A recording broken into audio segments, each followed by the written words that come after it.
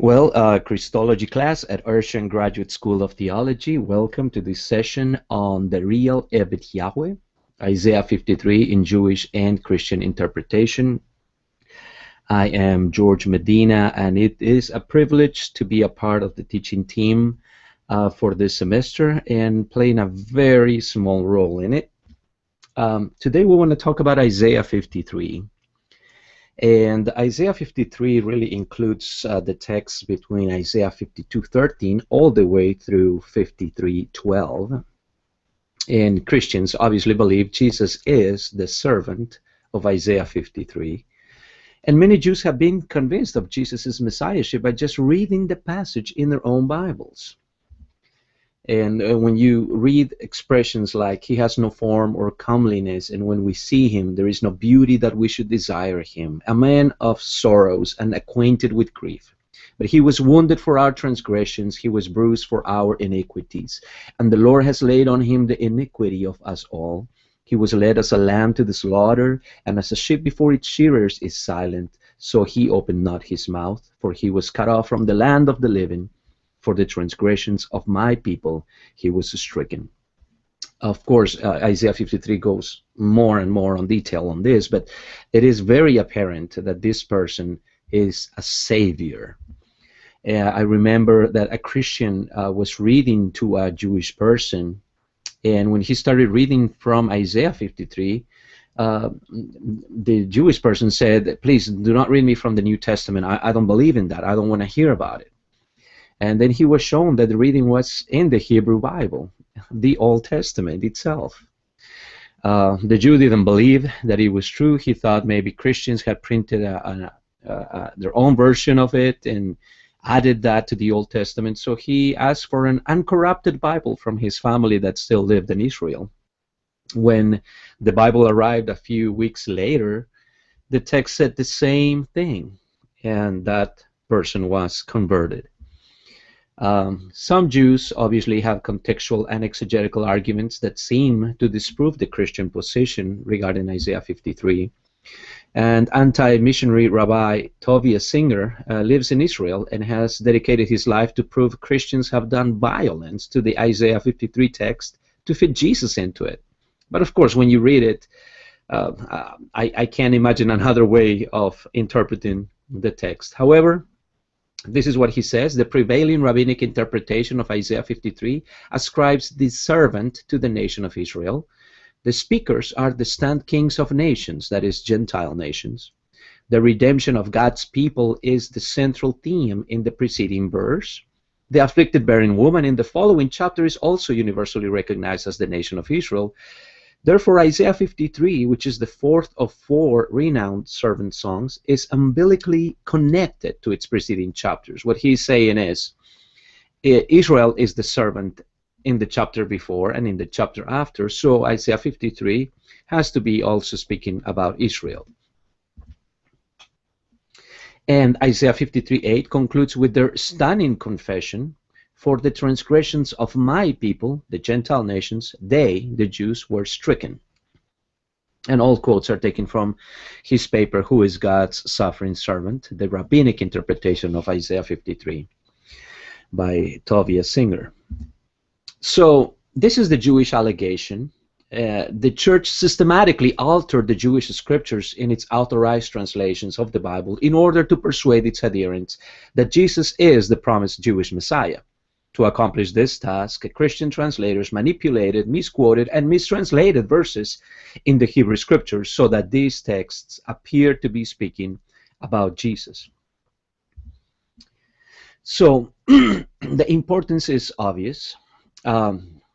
Joseph Klausner, in The Messiahship of Jesus, Are Jews Changing Their Attitude Towards Jesus?, says the following: Jewish redemption can be conceived without any individual Messiah at all, something which is absolutely impossible in Christianity.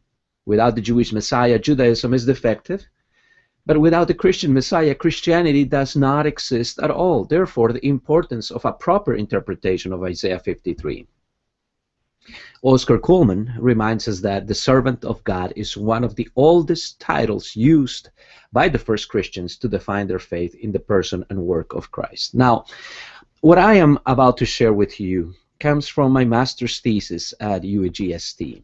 And of course, I couldn't just go to the New Testament and quote the many scriptures, excuse me, that apply Isaiah 53 to Jesus Christ. I had to go the Jewish route, let's say, and I had to use authorities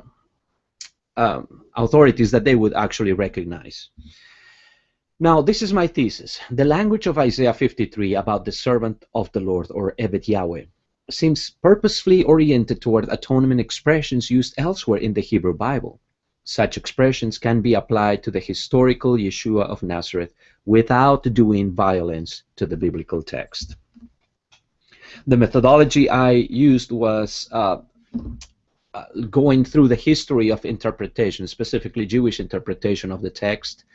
I did some exegetical work, and I approached it from a canonical intratextual point of view. That is, the placement and progression of the revelation of the servant in the 4 servant songs. So this is probably the most important part of my paper. The context of Isaiah 53 is not as much Isaiah 52 and Isaiah 54, but the other servant songs. And you will see why this is so as we go along. Now, the Jewish apologists insist Isaiah 53 was always applied to the nation of Israel, not to an individual Messiah. But I found no evidence of such belief in the Talmuds, the Babylonian Talmud and the Jerusalem Talmud, the Targums, which are Jewish paraphrases, or the Midrashim. That is, the texts that Jews, or believing Jews, would consider authoritative do not bear this out.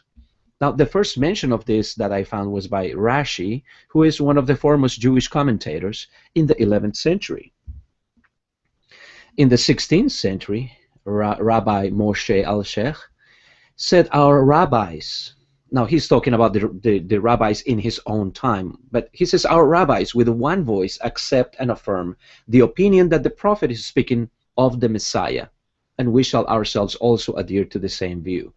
So, contra Tovia Singer, the evidence says that many Jewish rabbis actually believed that the servant songs, specifically Isaiah 53, spoke of only one Messiah, not of the nation of Israel as a whole. Now, the word servant is used in the book of Isaiah in the following manner. 1, of the nation of Israel.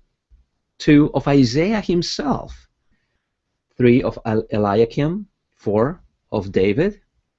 And 5, anonymously or so in the servant songs. So, servant does not have just one meaning in Isaiah. We found at least 4, and we contend that it's going to be 5 by the end of this. Now, the servant songs are not songs in the Western sense. They weren't singing them aloud. They're poems. But they are so different from the text that surrounds them that they are accepted as servant poems or servant songs by both Jewish and Christian scholars. So this is not a Christian invention. Now, 6 times the singular servant appears in them without explicit identification, and we will detail this a little more. Now, the servant songs are Isaiah 42, verses 1 through 4, Isaiah 49, verses 1 through 6, Isaiah 50, verses 4 through 9, and Isaiah 52, 13 through 53, 12. Some scholars add a verse or 2 here and there, but this will be what we will be working from.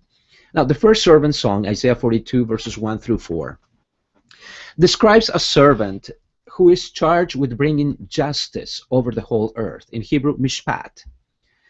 Now, the method he will use to do that is not yet revealed. It is clear that Yahweh delights in this servant, contrasted with God's displeasure of Israel elsewhere in Isaiah. So, even though Isaiah calls Israel the people, the servant of God, it calls it an unfaithful, a rebellious servant. So this servant, Isaiah 42, somehow is the delight of Yahweh. So there we start seeing a difference between this servant and the nation as a whole. Excuse me.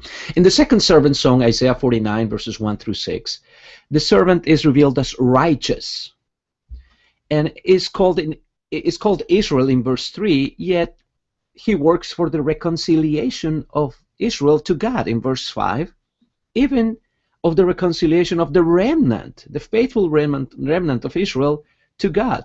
So therefore, he has to be a distinct individual. This servant was called from his mother's womb. You can compare Jeremiah 1:5, where Jeremiah is also called that way. Therefore, he is an individual. And again, it is stated that he will bring justice, God's salvation to the world. In the third servant song, Isaiah 50, verses 4 through 9, the servant would suffer pain and rejection.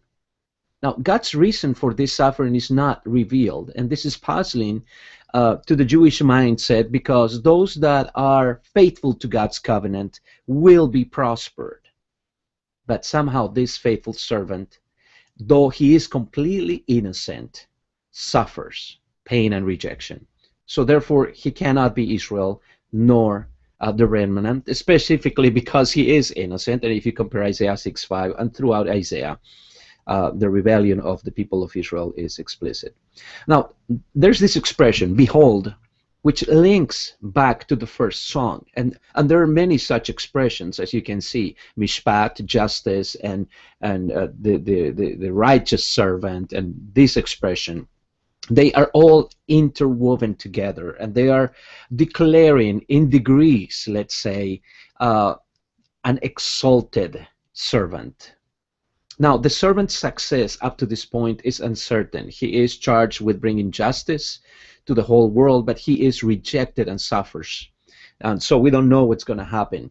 When we get to the fourth servant song, Isaiah 52:13 through 53:12, we see finally that the servant will be successful. And it answers the questions raised by the previous songs. He suffers innocently. He is sinless. He suffers for someone else. He suffers vicariously. He is not recognized by his own people, and the suffering is mistaken for God's punishment of his own sins. That is, those that are seeing him suffer think he is unrighteous, and therefore God is punishing him. Excuse me. Now, the servant is cut off from the living, which means he dies.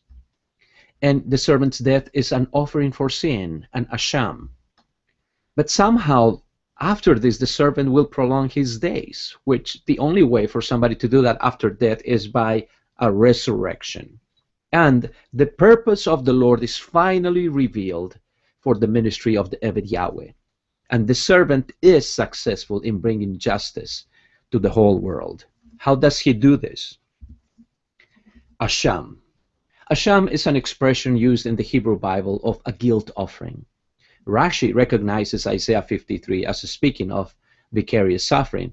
Interestingly, even Rabbi Tovia Singer admits the same.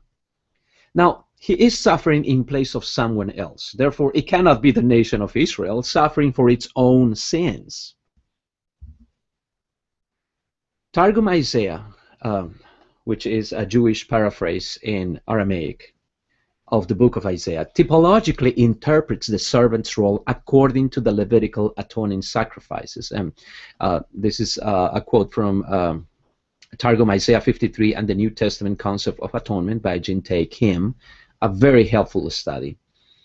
And the Hebrew usually signifies a guilt offering for sacrificing himself on behalf of others. And this comes from the Jewish Sonsino edition of Isaiah, not a Christian source. Even the Jewish Zohar speaks of the Messiah, who summons all the diseases and all the pains and all the sufferings of those that suffer for the oneness of their master to come upon him. Zohar 2, 212a.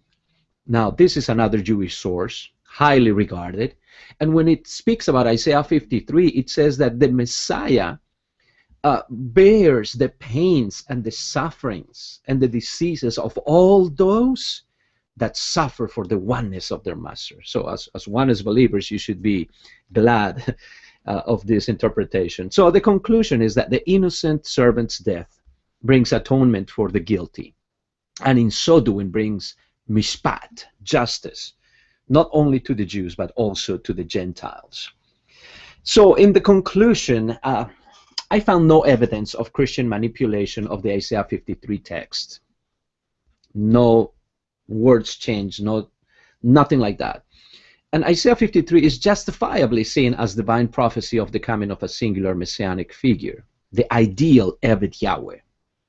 The Messiah would be an asham, a guilt offering, who would innocently and vicariously suffer, die, and resurrect.